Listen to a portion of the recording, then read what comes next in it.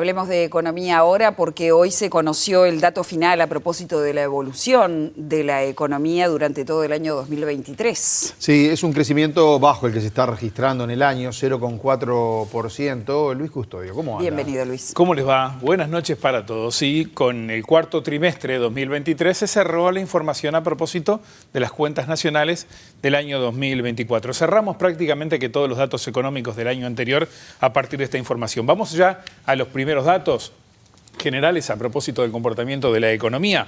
Bueno, la economía uruguaya creció 0,4% en el año, con un comportamiento de un crecimiento interanual de 2% en el cuarto trimestre de 2023, o sea, frente al mismo trimestre del año 2022, y un 0,4% en el desestacionalizado, esto es ante el tercer trimestre del año.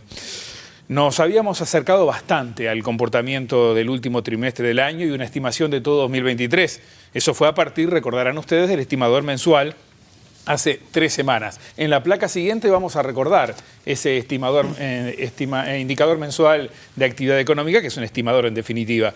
Nos había marcado en aquel momento, esto hace 3 semanas, 1,5% interanual en el cuarto trimestre, con un 0,8% desestacionalizado versus el tercero, y esto daba un promedio de 0,1% de crecimiento de la economía. Sin embargo, el incremento de la actividad económica en 2023 terminó siendo algo mayor a esas cifras anticipadas por el IMAE, fue 0,4% como lo vimos. Respecto al dato anual del año 2023, una gráfica más para acercarnos a esta información.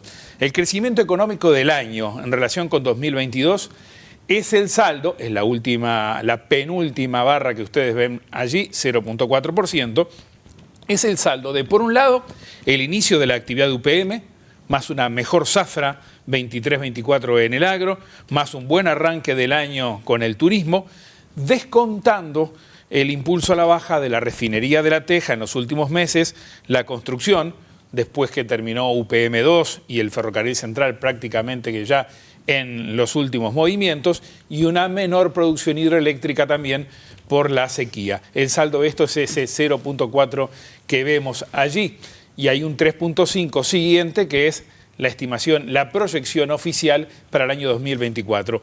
Un apunte a considerar en esto: el crecimiento del Producto Interno Bruto del año 2022 fue revisado ahora. Había sido 4,9%. Sí. Bueno, se revisó a la baja, 4,7% finalmente fue el año 2022. Y como decíamos recién, ese 0,4 para el crecimiento del año 2023. Si vemos la evolución por trimestres, una fotografía un poco más amplia, acá está, se observa como el rebote post-pandemia, ahí tenemos el interanual en barras azules y el desestacionalizado, quiere decir cada trimestre frente al anterior en la línea rojo. Después de ese rebote, de la caída post-pandemia, se consolidan 2 años de crecimiento importante. Fíjense las barras azules cómo crecen.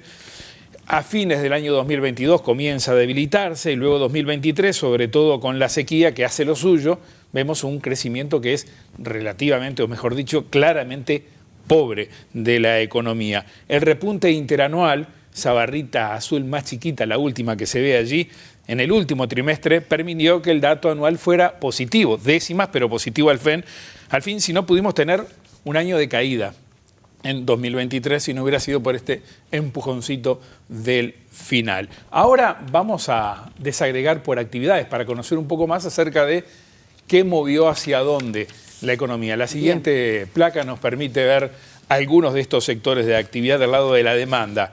La sequía le pegó al agro, que levantó fuerte en el último trimestre. Fíjense ustedes el dato interanual, se va de la gráfica, ¿no?, para arriba. Bueno, eso es porque frente al último trimestre del año anterior, que había sido con la sequía sobre la mesa, el salto es importante. De todas maneras, no alcanza como para dar vuelta a la realidad.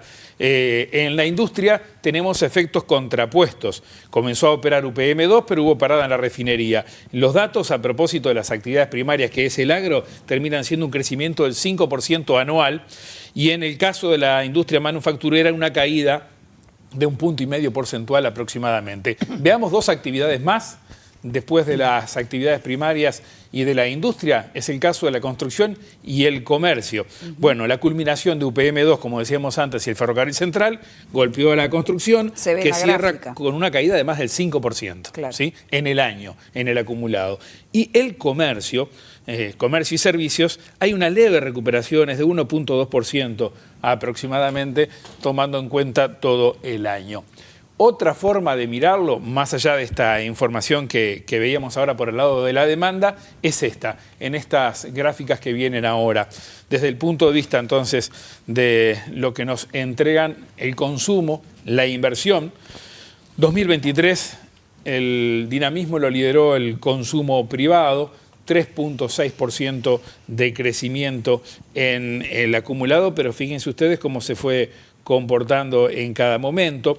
Después tuvimos también un comportamiento de la inversión bruta. Aumentó el consumo de los hogares, Luis. Claro, el consumo, hablábamos del consumo de los hogares que aumentó 3,6%. Pero tenemos una caída fuerte de la inversión, ¿verdad? La formación bruta de capital fijo de más del 7%. Y eso le pega indudablemente al crecimiento de la economía. Hay una recuperación. La placa siguiente, por favor, nos permite ver dos actividades más, exportaciones e importaciones. Aquí lo tenemos. Hay una recuperación del volumen exportado, sobre todo hacia el cuarto trimestre, que ayuda a levantar, y un comportamiento de las importaciones que es relativamente estable, fíjense ustedes, durante todo el año. Seguramente un dólar medianamente sostenido y con cierto retraso ante el peso permitió que entraran mayores importaciones. Para ir cerrando, ¿cómo viene el año 2024? La placa que viene, y ahí podemos observar algunas proyecciones, ¿no? En esto estamos con una proyección del gobierno, que el Ministerio de Economía dio a conocer hace poco, de un crecimiento esperado de la economía de 3.5%. Fíjense ustedes que todas las demás estimaciones o proyecciones que podemos estar brindando acá están debajo de esa que entregó el Ministerio de Economía. Los analistas que responden a la encuesta del Banco Central, por ejemplo, los organismos internacionales, caso Fondo Monetario, Banco Mundial, CEPAL, y otros jugadores a nivel económico global, Fitch, Moody's, estamos hablando de dos calificadoras de riesgo, también otros analistas como JP Morgan, Euromonitor y también la unidad de inteligencia de The Economist, todos ellos por debajo de lo que el gobierno proyecta en este momento. Seguramente también en la medida que la economía muestre un comportamiento sólido van a ir acomodándose. Es probable que al alza si la economía nos da esas pautas a través de los indicadores adelantados. Y una última entrega, porque esto ocurre en un contexto global. Veamos la última gráfica, hacia dónde vamos en este momento. Bueno, tenemos el mundo con un crecimiento del 2.6% proyectado para 2024. Son datos de Focus Economics, los tomé todos de la misma fuente para mantener una cierta homogeneidad. Claro. 2.6%, pero fíjense, el crecimiento está más apoyado en las economías en desarrollo que en las mayores economías. Estados Unidos, algo menos de un 2% se espera. Japón y la eurozona en décimas, por debajo del 1% de crecimiento para este año. Muy floja la economía de esos países.